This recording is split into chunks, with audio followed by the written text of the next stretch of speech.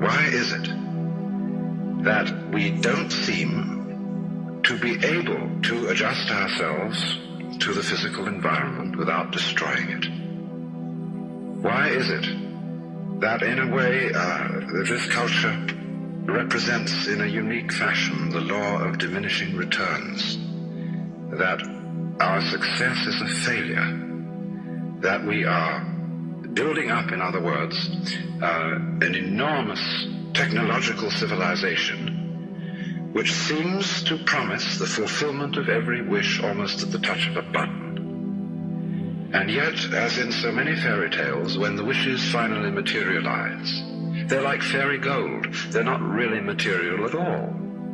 In other words, so many of our products, our cars, our homes, our clothing, our food, it looks as if it were really the instant creation of pure thought. That is to say, it is thoroughly insubstantial, lacking in what the connoisseur of wine calls body. And in so many other ways, the riches that we produce are ephemeral. And as a result of that, we're frustrated. We're terribly frustrated. We feel that the only thing is to go on getting more and more.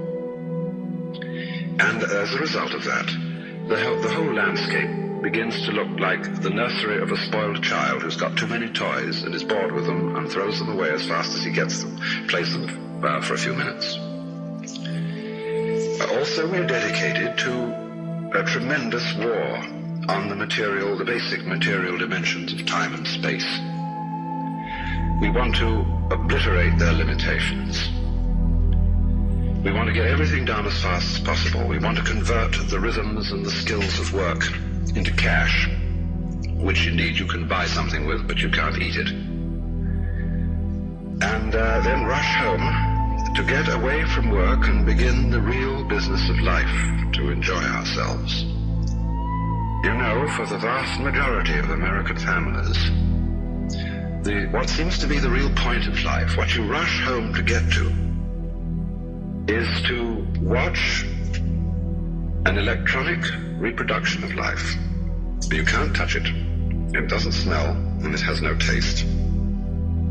You might think that people getting home to the real point of life in a robust material culture would go home to a colossal banquet or an orgy of lovemaking or a riot of music and dancing. But nothing of the kind. It turns out to be this purely passive contemplation of a twittering screen. You see mile after mile of darkened houses with that little electronic screen flickering in the room. Everybody isolated, watching this thing, and thus in no real communion with each other at all. And this isolation of people into a private world of their own is really the creation of a mindless crowd.